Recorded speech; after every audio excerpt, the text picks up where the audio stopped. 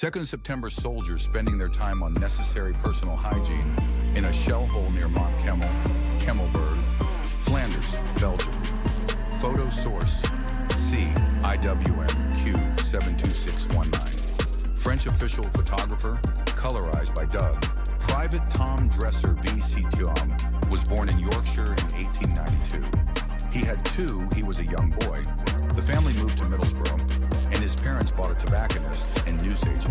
He left school, he worked in a local foundry, and later in the family, enlisted in February, was deployed to France in September 1916, and served with 5th and 6th Battalions of the Yorkshire, was wounded in the foot in November.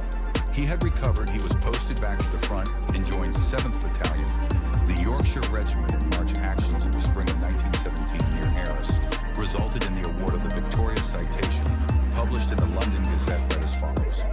For most conspicuous bravery and devotion to duty near Roeux on the 12th May 1917.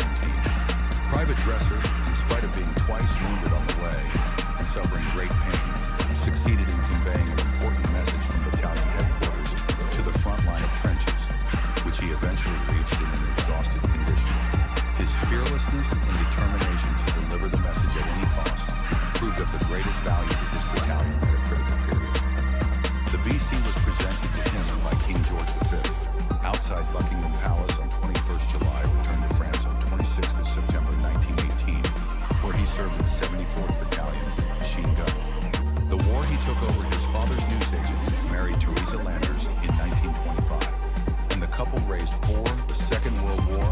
He served in the home, ran the shop until June 1979, and died in April 1982 at the age of brother Joe was killed in action in October by CJS. September 1916 Cole, Box, a German pony who was found and adopted by troops of the King's Royal Rifle Corps 2nd Battalion, 2 KRRC, on the Western Front. Albert, Amiens Road. Cole Box, which strayed into the lines of 2 KRRC in Belgium in 1914. He subsequently remained with the battalion throughout the First World War, being looked after by Lance, Corporal Geary of the band. He accompanied the band and bugles on parade and always marched at the head of the battalion except on long marches when the quartermaster provided a special box on the back of the Cole Box. Arrived at Portsmouth after the war. He was practically blind in one eye. The other deteriorated in 1921 while the battalion was in Ireland. To alleviate his suffering and as a kindness, it was eventually decided that he should be. Ross said that Cole Box would lie down and die for his country or go anywhere. With a little persuasion, text.uk, photo source, CIWM Q43208, Brooke John Warwick, Lieutenant, photographer, colorized by Doug. French soldiers saluting one of their lost brothers, fallen during the Battle of Cote 3-4, Verdun, France. August 1917 color by Yacinci. Royal Marine Artillery filling their water bottles at Ostend. August Marines of the Royal Naval Division landed at Ostend in Belgium on 27 August 1914. Sent to safeguard the town, they also protected a British seaplane base before Bravery, embarking on 30 August for Dunkirk. Ostend was later evacuated, and the Germans captured it on 15 October 1914. Photo source, IWM Q53230. Colorized by Doug. 29 of August 1918, Battle of the Scarpe. Stretcher, bearers, SB of the 6th Battalion. Seaforth Highlanders asleep. Near Roeux. Photo source, IWM Q7014. Brooke John Warwick, Lieutenant, photographer. 29th of August 1918, Battle of the Scarpe. Capture of the Greenland Hill by the 51st Division. Daylight patrol of the 6th Battalion, Seaforth Highlanders working forward towards Hausa and Delbar Woods. North, east of Roeux, troops leaving their trench.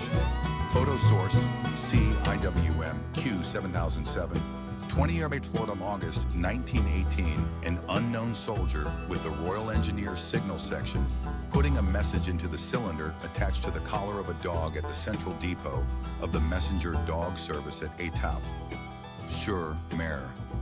He wears 4 overseas service chevrons on this right sleeve, and the dog has been identified as an Australian blue heeler cattle dog. The use of messenger dogs for communications, although a late arrival in the communications arsenal, had by the end of the war been well tested and had become an important weapon. In November 1918, BF training pamphlet SS-135, the division in the attack instructed that a group of messenger dogs should be assigned to each battalion, as their employment could save the use of runners.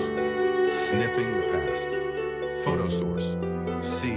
IWM Q9276. Photographer 218 David McClellan color by Royston Leonard. 27 August 1917 soldiers crossing a duckboard bridge over a small stream with damaged houses on the far bank near Beauzien, West Flanders, Belgium. Photo source: HTC IWM Q52928. Brooke John Warren, Lieutenant. Photographer. Color by Doug.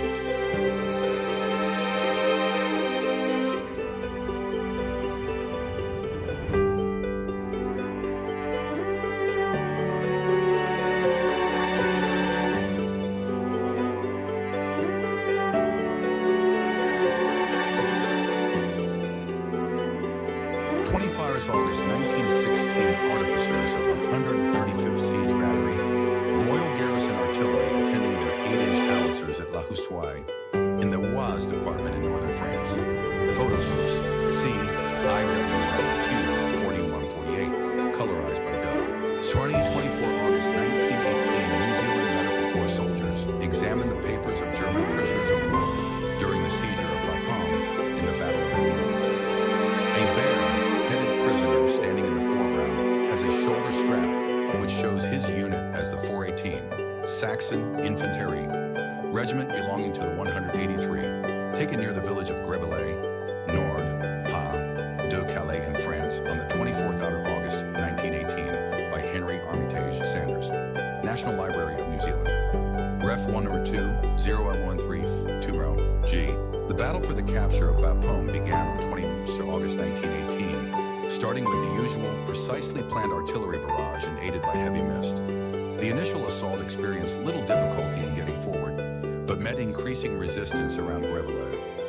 Working in combination with tanks, both the lighter Whippets and the heavier Mark V, the New Zealanders were able to clear Lupar Wood, then move on towards Grevillers, surround it, and consolidate their positions. By 24 August, having seized Grevillers, the division prepared for its assault on battle cost the NZ division over 2,200 casualties, including more than 400 killed, including 6 from Papua. However, the British 3rd and 4th Armies had forced the Germans off the old Somme battlefields, inflicting considerable numbers of casualties on them, including the seizing of 270 guns and the taking of 34,000 by Doug.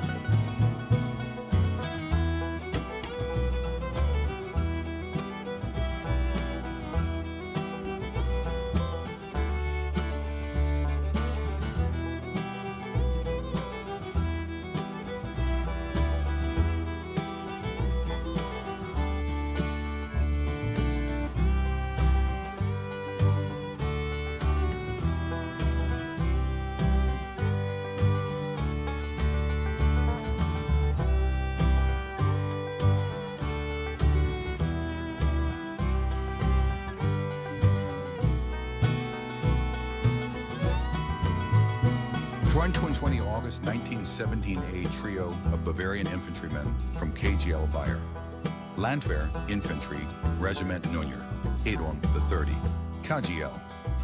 Bayerische Reserve Division was a reserve infantry division of the Imperial German Army in World War I.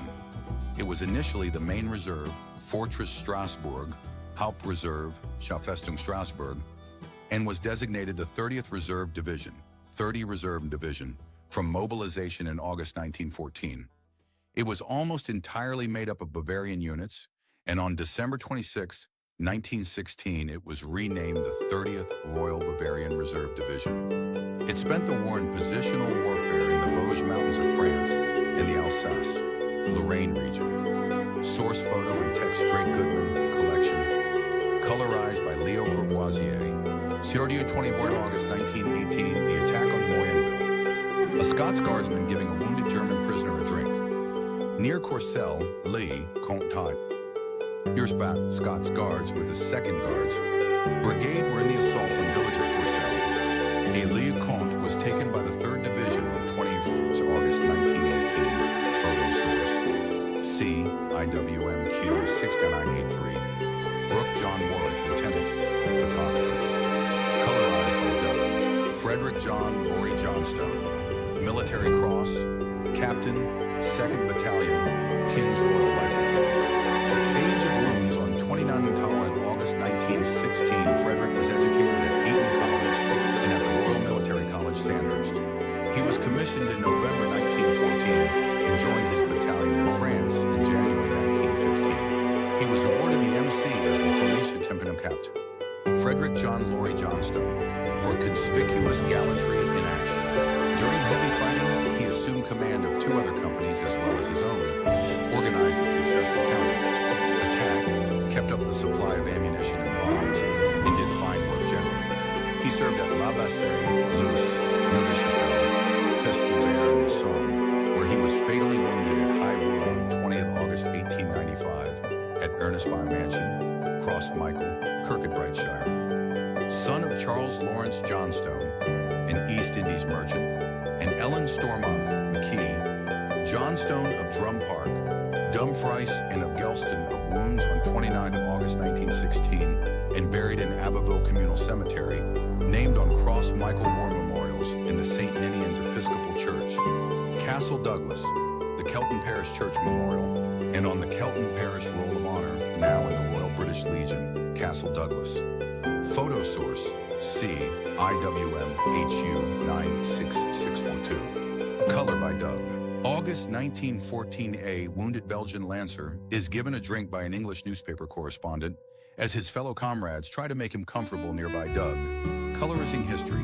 18th of August 1918 action of Outerstein of the 27th Brigade, 9th Division at a regimental aid post near Metairie, following the formation's successful attack on Outerstein Ridge.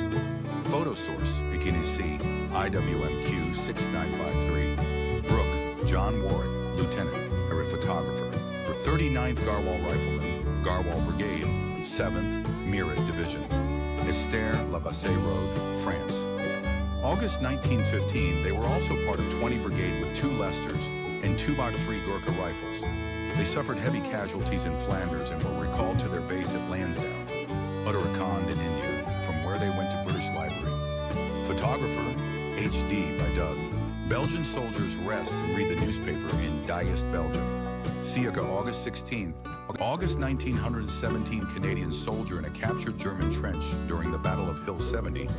Near Lens and soldiers on the left are scanning the sky for aircraft, while the soldier in the center appears to be packing his gas respirator into the carrying pouch on his chest. Dust cakes their clothes, helmets, and weapons. Canadian War Museum attack on Hill 70. Sir Douglas Haig ordered Sir Arthur Currie, who in June had been placed in command of the Canadian Corps, to launch a frontal assault on the city of Lens. Instead of attacking the heavily fortified city directly, Currie, after studying the ground, convinced his British superiors that a better plan would be to capture Hill 70, directly to the north. If this dominating hill could be taken, the Germans would have no choice but to counterattack. Currie planned for artillery and machine guns to smash these German concentrations, thereby weakening their hold on the entire Canadians' attack. attacked on 15 August and captured many of their objectives, including the high ground. They then held their positions against 21 determined German counterattacks over the next 4 days. Canadian probing attacks against Lens on 21 and 23 August were unsuccessful, but Currie's forces had inflicted severe casualties on the enemy and gained the high ground overlooking the city. A Canadian victory. The Canadians lost more than 9,000 soldiers at Hill 70, but killed or wounded an estimated 25,000 Germans. Currie proved an able and innovative commander. His Canadian Corps would soon move north to help Haig in his faltering Passchendaele by Royston Leonard.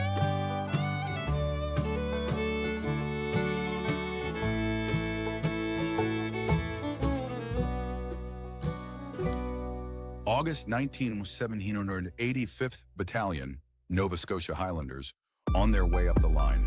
Colorized by market Canadian color. Captured German gun, unidentified type. Amiens. Août 1918. We have identified these soldiers by their shoulder patches as most probably 3rd Battalion, Canadian MGC, who were support troops of the 43rd Canadian Infantry Battalion, 9th Canadian Brigade, 3rd Division, who were present in the Amiens area between the 8th and 14th of August. Unidentified gun could be a French cannon, de 120 Modèle, 1878, Library and Archives, Canada photo, Mikan number 351, 292, colorized by Doug.